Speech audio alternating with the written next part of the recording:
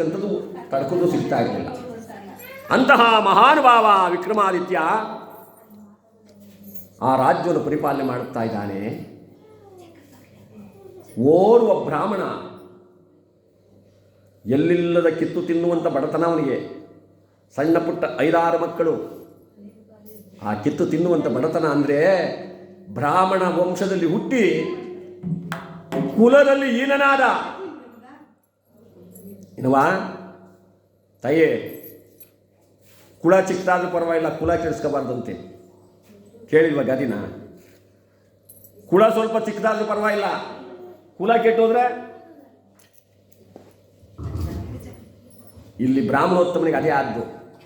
ಬ್ರಾಹ್ಮಣನ ಪದ್ಧತಿ ಏನು?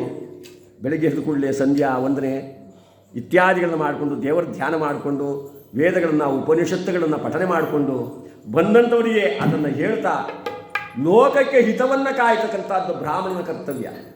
ಇವನು ಅದನ್ನು ಮಾಡಲಿಲ್ಲ. ಎಂಡ ಸಾರಾಯಿ ತಡಿಕೊಂಡು, ಮಾಂಸ ಮಡ್ಡಿ ಉಡಿಕೊಂಡು, ಇಲ್ಲ ಸಲ್ಲದ ಜಾರಿಯರ ವೇಶ್ಯರ ಸಹವಾಸವನ್ನು ಮಾಡಿಕೊಂಡು ದುಶ್ಚಟಕ್ಕೆ ಬಲಿಯಾಗ್ಬಿಟ್ಟ. ಕುಲದಲ್ಲಿ ಯಾವಾಗ ಈಗನಾದ್ನೋ ಮಹಾನುಭಾವ ಶನೇಶ್ವರ ಸ್ವಾಮಿ ಅವನಿಗೆ ಒಕ್ಕರಿಸ್ಕೊಂಡ. ಎಲ್ಲಿಲ್ಲದ ಕಡು ಬಡತನ ಬಂದ್ಬಿಡ್ತು. ನಿಲ್ಲುವುದಕ್ಕೆ ನೆಲೆ ಇಲ್ಲ, ಕೊಳ್ಳುವುದಕ್ಕೆ ಸ್ಥಳವಿಲ್ಲ, ಒಪ್ಪತ್ತಿಗಾಕ ಉಪ್ಪು ಕೂಡ ಅವನ ಮನೆಯಲ್ಲಿಲ್ಲ. ಸಣ್ಣ ಪುಟ್ಟ 5-6 ಮಕ್ಕಳು ಹೆಂಡತಿಯನ್ನು ಕರೆದುಕೊಂಡು ದೇಶವನ್ನು ತಿರುಗ್ತಾ ಇದ್ದಾನೆ, ದೇಶವನ್ನು ಹುಡುಕಾಡ್ತಾ ಇದ್ದಾನೆ. ಎಲ್ಲೂ ಒಂದು ದಿನ ತಂಗಲಿಲ್ಲ. ಯಾರೋ ಹೇಳಿದಂತೆ, ಉಜ್ಜಯಿನಿ ಪಟ್ಟಣಕ್ಕೆ ಹೋದರೆ ನಿನಗೆ ಹೊಟ್ಟೆ ತುಂಬುವಷ್ಟು ಊಟ ಸಿಗುತ್ತೆ, ಬಹಳ ಸಮೃದ್ಧವಾದ ನಾಡು, ಅಲ್ಲಿಗೆ ಹೋಗಿ ಅಂದರೆ ಆ ದಿನ ಯಾವ ಹೆಂಡತಿ ಮಕ್ಕಳನ್ನ ಕರ್ಕೊಂಡು ಆ ಪರರ ಜಗಲಿ ಮೇಲೆ ಕುಂಡ್ರಿಸ್ತಾ ಭಿಕ್ಷಾಟನೆ ಮಾಡ್ಕೊ ಬರ್ತೀನಿ, ಮಕ್ಕಳ ಕಡೆ ಜೋಪಾನ ಅಂತ ಹೆಂಡತಿ ಹೇಳ್ಬಿಟ್ಟು ಮುಂದಕ್ಕೆ ಹೆಜ್ಜೆ ಇಟ್ಟ. ಆ ಹೆಂಡತಿ ಆ ತಾಯಿ ಕೇಳ್ತಾಳೆ, ಸ್ವಾಮಿ ಹೇಳ್ತೀವಿ, ಈ ನಾಡಾಳುವ ದೊರೆ ವಿಕ್ರಮಾದಿತ್ಯ ಮಹಾರಾಜರು ಬಹಳ ದಾನದಲ್ಲಿ ನಿಪುಣರಂತೆ. ನಮ್ಮಂತರ ಪಾಪಿಗಳಿಗೆ, ನಿರ್ಗತಿಕರಿಗೆ ಆಶ್ರಯವನ್ನು ಕೊಡ್ತಾರಂತೆ, ಧರ್ಮಾತ್ಮರಂತೆ. ನೀವೊಂದು ಸಾರಿ ಹೋಗಿ ಅವ್ರ ಮುಖ ತೋರಿಸಿದ್ರೆ ನಮ್ಮ ದಾರಿದ್ರ ನಾಶವಾಗಬಹುದು. ನಗುತ್ತಾನೆ ಬ್ರಾಹ್ಮಣ. ಹುಚ್ಚಳೆ, ನಾವಿರುವುದೆಲ್ಲಿ, ಮಗರಾಜರಿರುವುದೆಲ್ಲಿ? ನಾವಿರುವುದೆಲ್ಲಿ? ಪರನ ಜಗಲಿ ನೆರವೇರಿಸಿ ಮಹಾರಾಜ ವಿಶ್ವಕರ್ಮನ ನಿರ್ಮಿತವಾದ ಆ ಸಿಂಹಾಸನದ ಮೇಲೆ ತಳತಳಿಸ್ತಾ ಕುಳಿತಿದ್ದಾನೆ. ಅವನ ಕಣ್ಣಿಗೆ ನಾವು ಕಾಣ್ತಿದ್ದೇನೆ. ಸ್ವಾಮಿ, ದೇವರು ಎಷ್ಟೇ ದೂರದಲ್ಲಿದ್ದು ಕೂಡ ಭಕ್ತರು ಅವನಿಗೆ ತುಂಬ ಹತ್ತಿರವಂತೆ. ಮಹಾರಾಜ ಎಷ್ಟು ಎತ್ತರದಲ್ಲಿದ್ದೇನಂತೆ, ಹೋಗಿ ಹಾಗೆ ಅಂತ ಹೇಳಿ ಆ ರಾಜವೀದಿಯಲ್ಲಿ ಭಿಕ್ಷೆಯನ್ನು ಬೇಡ್ಕೊಂಡು ಬರ್ತಾ ಇದ್ದಾನೆ. ಯಾರು? ಆ ಬ್ರಾಹ್ಮಣೋತ್ತಮ. ಅನ್ನವ ಕೊಡಿರೆ, ತಿಂಡಿಯ ಕೊಡಿರೆ, ತಿನ್ನಲು ಅನ್ನವ ನೀತಾಯೇ.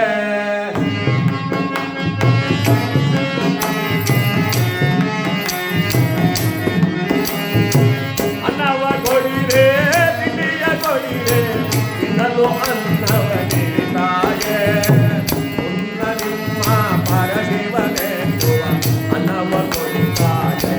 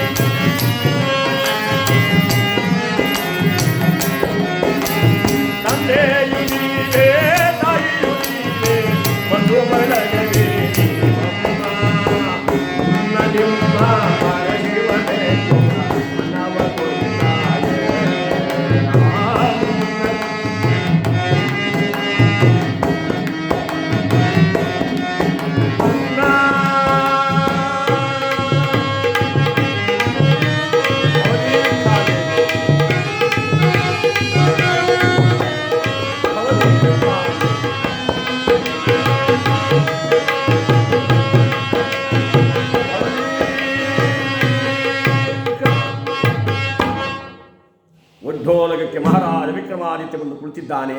ಇನ್ನೇನು ಸಭೆ ಶುರುವಾಗಬೇಕು. ಈ ಬ್ರಾಹ್ಮಣೋತ್ತಮನ ಕೂಗು ಮಹಾರಾಜನ ಕಿವಿ ಬಿದ್ದುಬಿಡ್ತು. ಸೇವಕರೇ, ಮಹಾಪ್ರಭು, ಯಾರು ನನ್ನ ರಾಜ್ಯದಲ್ಲಿ ಭಿಕ್ಷೆ ಬೇಡ್ತಕ್ಕಂಥವನು? ಹೋಗಿ ಬೇಗ ಹೋಗಿ ಹೇಳ್ತಾನೆ ಅವನನ್ನು. ಐಶ್ವರ್ಯ ಲಕ್ಷ್ಮಿ ತಾಂಡ್ಯ ಮಾಡ್ತಕ್ಕಂಥ ಈ ನನ್ನ ಪಟ್ಟಣದಲ್ಲಿ ಭಿಕ್ಷೆ ಬೇಡೋರು ಇದ್ದಾರ? ಹೋಗಿ. ಆ ಸೇವಕರು ಬಂದಂತೆ ಓಡೋಡಿ ಬಂದ್ಬಿಟ್ರು. ನೋಡ್ತಾರೆ, ಕೈಕಾ ಸಣ್ಣ, ಹೊಟ್ಟೆ ದುಬ್ಬಣ್ಣ,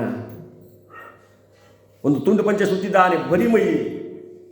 ಯಾವ ಬ್ರಾಹ್ಮಣ ಅನ್ನ ಅನ್ನ ಅನ್ನ ಅಂತ ಎಲ್ಲರೂ ಮನೆಗೆ ಹೋಗ್ತಾ ಇದ್ದಾರೆ. ಬಾರಯ್ಯ, ಮಹಾರಾಜ ಕರೀತಾ ಇದ್ದಾರೆ.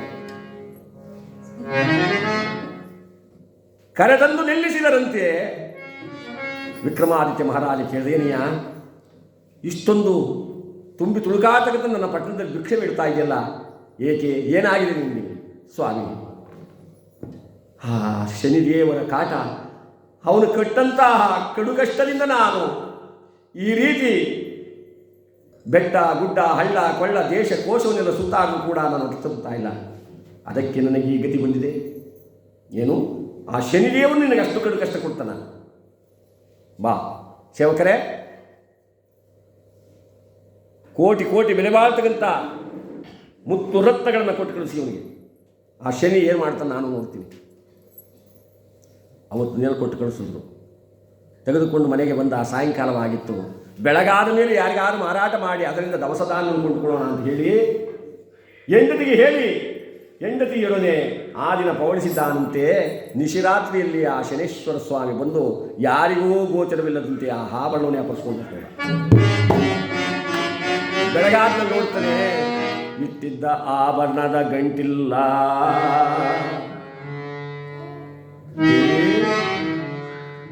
ಮಾವ ಕೊಟ್ಟಿದ್ದು ಮನೆ ತನಕ, ಶಿವ ಕೊಟ್ಟದ್ದು ಇನ್ನೊಬ್ರು ಕೊಟ್ಟಿದ್ದು ನಾವು ಬರೋಕ್ಕಾಗಲ್ಲ. ನಾವು ದೇಹವನ್ನು ದಂಡಿಸಿ ನಾವು ಸಂಪಾದನೆ ಮಾಡತಕ್ಕಂಥ ಹಣವೇ ನಮಗೆ ಸಿಕ್ಕೋದು ಕಷ್ಟವಾಗಿದೆ. ಆ ಇನ್ನೊಬ್ರು ಕೊಟ್ಟರೆ ನಾವು ಬದುಕ್ತೀವೇನೆ. ಮತ್ತೆ ಅದೇ ಆ ಸ್ಥಿತಿ. ಭಿಕ್ಷಾ ಭಿಕ್ಷಾ ಭಿಕ್ಷಾ.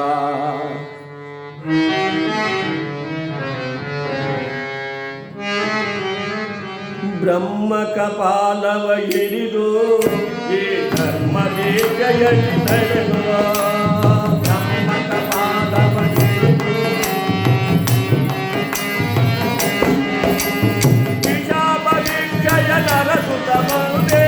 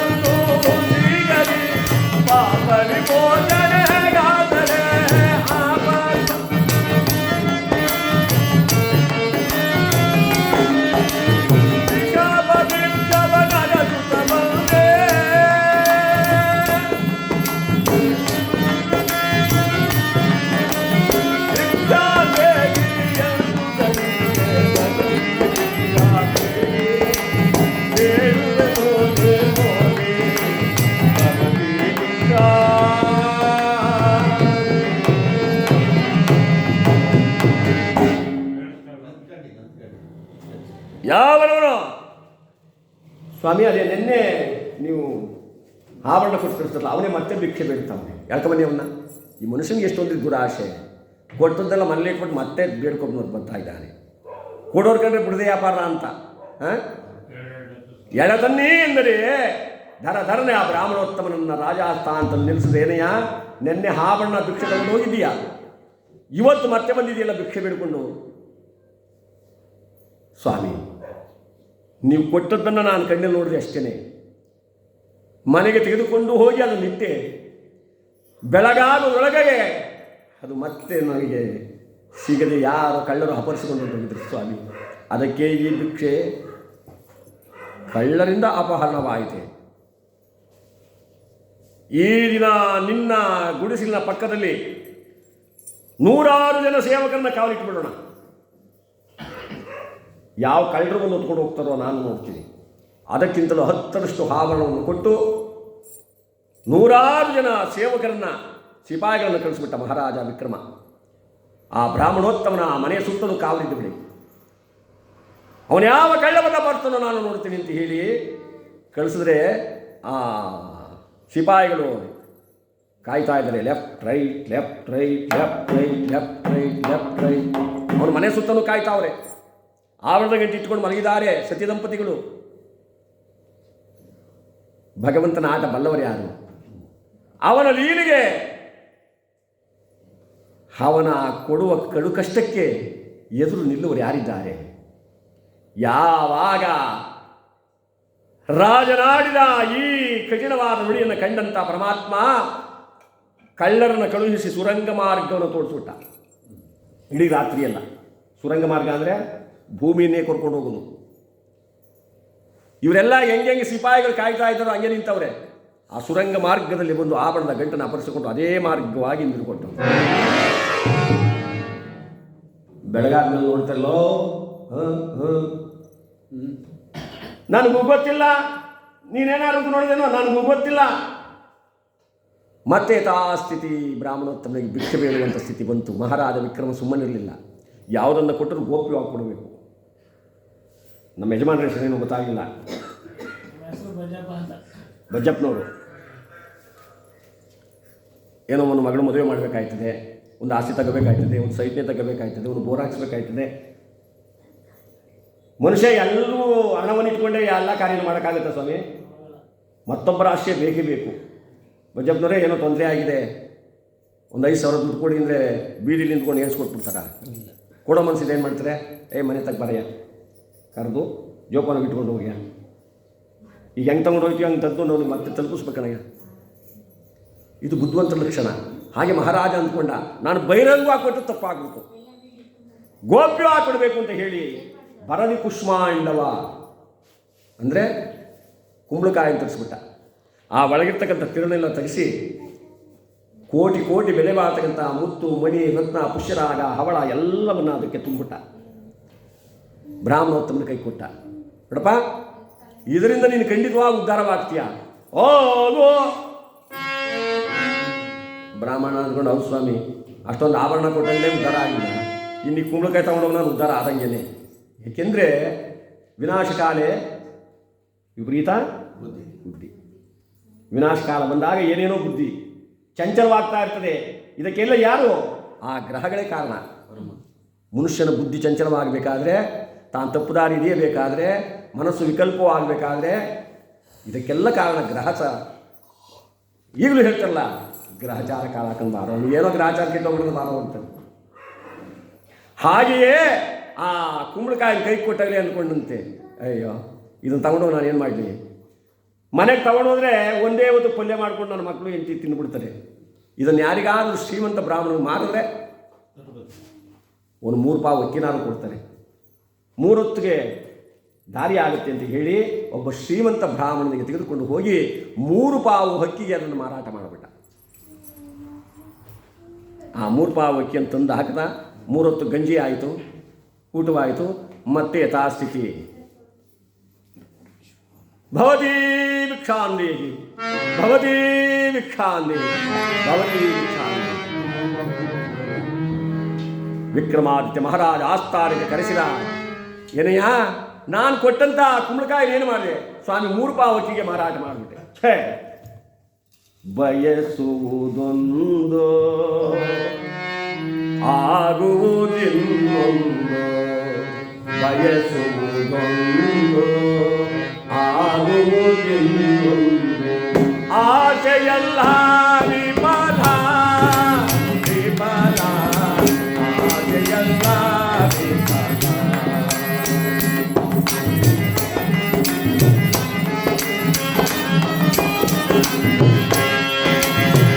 ಏನೇನೋ ಮನದ ಆಸೆಗಳು, ಏನೇನೋ ಮನದ ಕಲ್ಪನೆಯೋ,